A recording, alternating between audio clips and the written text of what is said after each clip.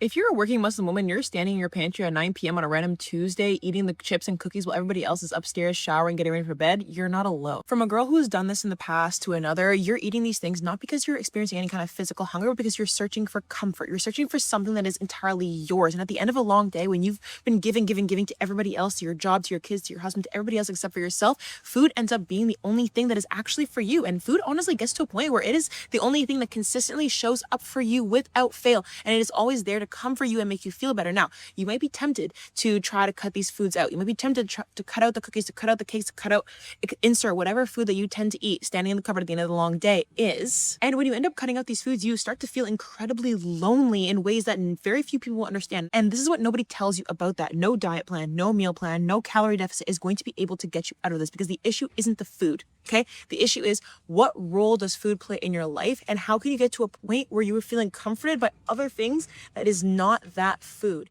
So if you want to break your emotional eating, comment the word break on this video and I will send you a get started guide to understand why you're emotionally eating and to also kickstart you on the journey to breaking your emotional eating, inshallah, and achieving the fat loss goals that you inevitably want to achieve.